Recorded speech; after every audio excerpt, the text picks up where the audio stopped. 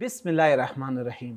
هم دې وي هغه خدای لره چې موږ یې د علم په نعمت ونازولو.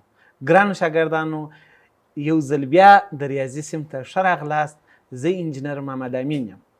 د نن په درس کې موږ تاسو پر تقسیم باندې د خیر سره خبرې کوو چې د ریاضي د عملیو څلورمه عملیه تقسیم دی. مخکې موږ جمع وویله، منفي مو وویل، ضرب. نن د خیر سره پر تقسیم به بحث کوو چې تقسیم چی ته ویل کیږي.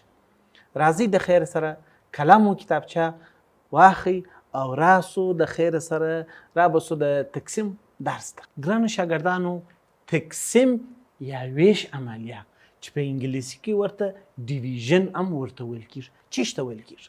مخکې د دې چې زه تقسیم تاسو ته تعریف کوم، یو وار راسئ د تقسیم مفهوم ته. ګورئ، د جمع مفهوم خو مو سره زده کړه، د تفریق په مفهوم هم پوه شولاست، د ضرب مفهوم هم زده کړله چې د یو رقم عدد د جمع لنډې طریقې ته ضرب وایي. تقسیم اوس د چی لپاره جوړ شوی دی؟ د تقسیم مفهوم چې دی، راځئ د خیر سره تاسو وګورئ. د مفهوم لپاره زه دوه مثاله تاسو ته لیکم. اول وایي که چیرې تاسو 8 دانې انار ولري او دوه ملګري مو یې، دغه 8 دانې انار غواړئ و ملګرو ته تحفه ورکړئ.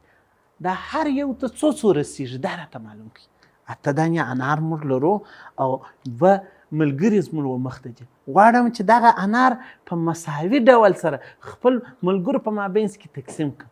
نو تاسو راته وایئ څو رسیږي؟ هر ملګري ته څو انار رسیږي؟ 4 دانې. 4 دانې انار هر یو ته چی کېږي؟ رسیږي. د چیش په کومک موږ پوه شولو؟ د تقسیم په کومک. ګوره، مساوي مو هر یو ته تقسیم کړله. بل مثال، که چیرې موږ 12 دانې هندوانې ولرو او غواړو پر 3 کسانو یې تقسیم کړو، نو هر نفر ته څو هندوانې رسیږي؟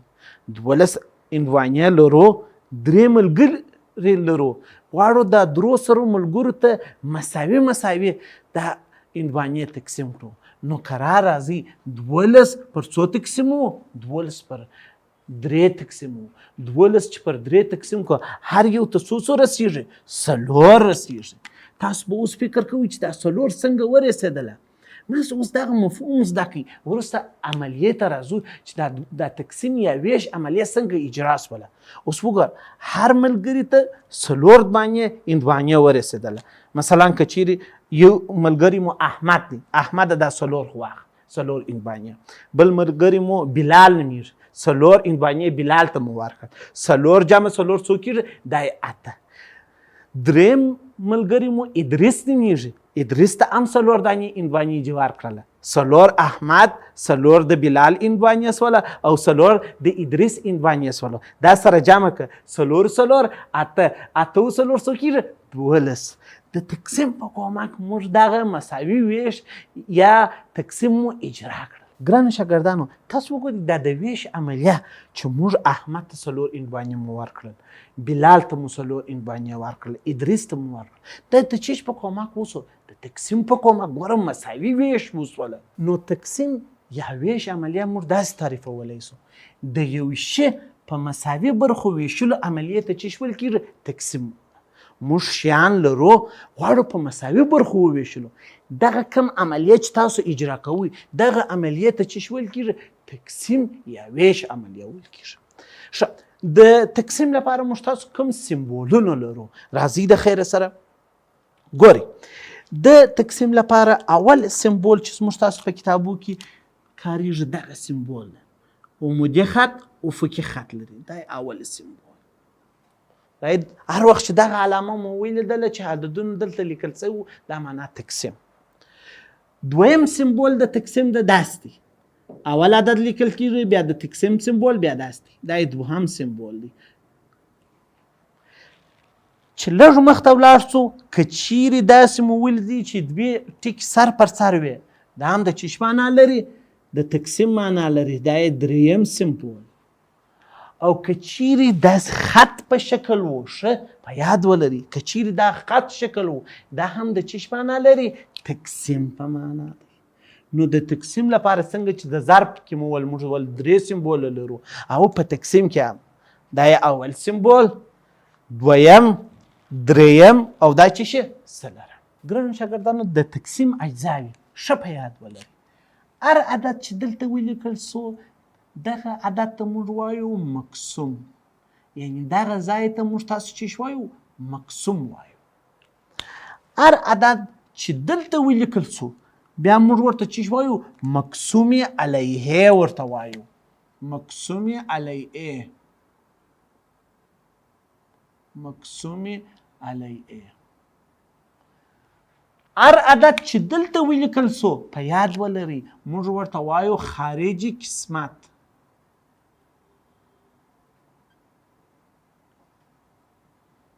خارجي قسمت. او هر عدد چې دلته ولیکل سو د تقسیم د عملیې د اجرا کېدو وروسته دلته په پای کې یو شی لیکل کیږي، هغه ته موږ ورته وایو باقی مانده، باقی مانده.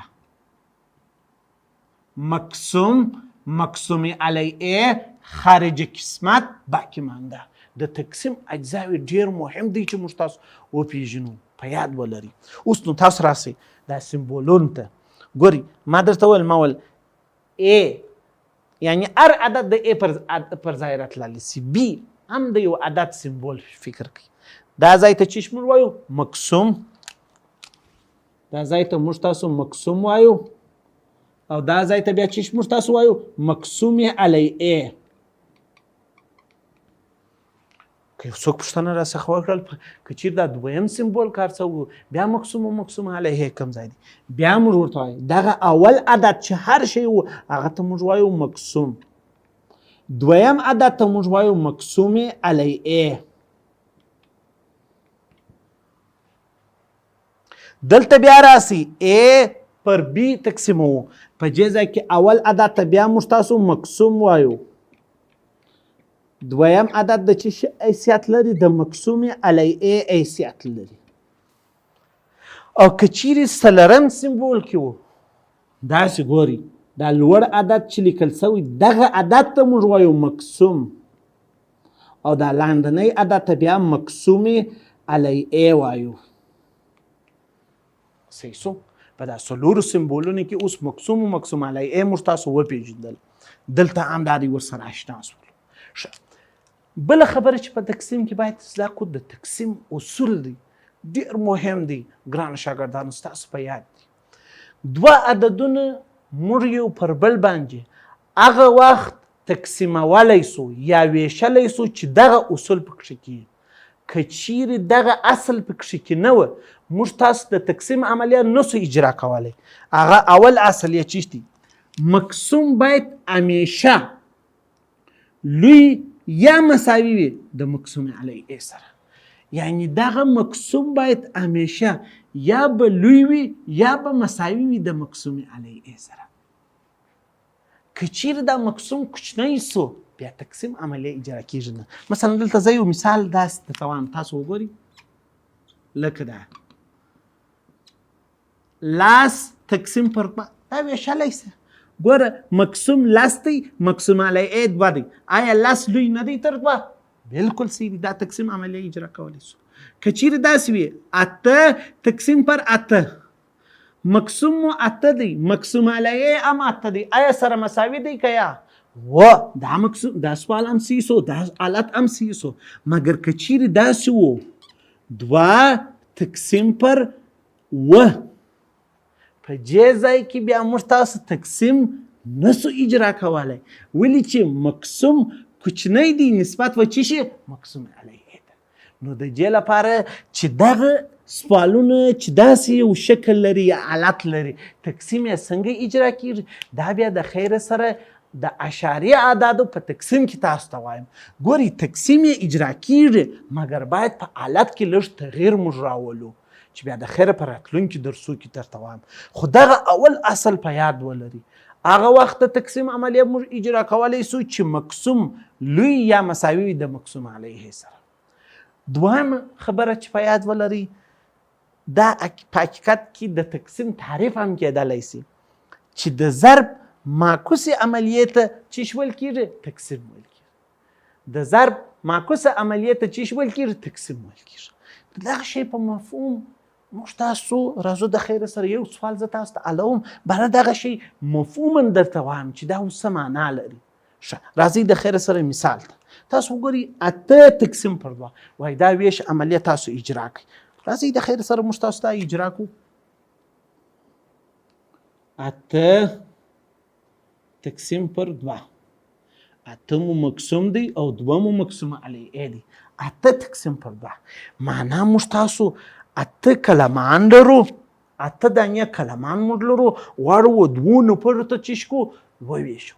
مخکې مو دغه مفهومي حالت تاسو ته بیان کړه خو دغسې په ساده ژبه عملیه مو اجرا نه کړل. اوس په د خیر سره عملیه اجرا کړم. 8 دانې کلمان لرم، غواړم و 2 نفرو ته تقسیم کړم. هر نفر ته څو کلمان رسیږي. راځئ د خیر سره دا معلوم کړو. قرار د 2 ضرب زباني شروع کړئ. 1 2 هغه 2 ګوره ضرب زباني یا ژبنی ضرب په تقسیم کې هم زموږ لپاره پکارېږي. د دې لپاره ما تاکید وکړ خامخا یې زده کړئ.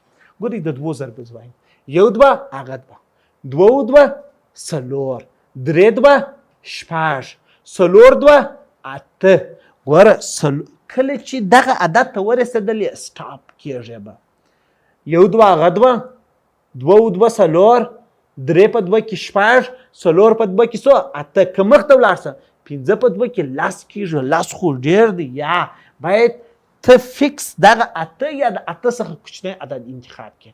باید کوشش وکړې اول فکس انتخاب کړې. نو 4 2 څو کېږي 8 کېږي. نو باید 4 زه ولیکم. دا دی زه 4 لیکم. 4 قرار راواخه په دغه لوړ عدد کې ضرب. دا په حقیقت کې ضربیږي. 4 په 2 کې 8 اصل یې چیرې لیکم؟ اصل یې لاندې ولیکم. منفي یې که اوس د 8 څخه چې 8 منفي کم څو پاتېږي؟ 0 پاتېږي. ښه اوس نو جواب یې څو راغلی؟ جواب 4 راغلی. معنا که چیرې موږ 8 دانې کلمان ولرو او وغواړو پر 2 کسانو تقسیم کو هر نفر ته څو کلمان رسېږي؟ 4 دانې کلمان رسېږي. دا یې د تقسیم عملیه چې اجرا سوله. ګوره د تقسیم مفهوم هم باید دلته زده کړو. ډېره مهمه خبره ده. بل ما درته ویل د ضرب معکوسه عملیې ته تقسیم ویل کېږي. ولې دا خبره مې راځئ د خیر سره مفهومي زده کړو تاسو ښه متوجه سئ. 8 که چیرې موږ پر 2 تقسیم کو 8 که موږ تقسیم کو پر 2 باندې جواب یې څو کېږي؟ 4 کېږي. دغسې که یا نتیجه یې 4 راوتی. اوس که چیرې دغه 8 زه راواخلم په 2 کې ضرب کړم 8 په 2 کې څو کېږي؟ 16 کېږي. صحیح شو.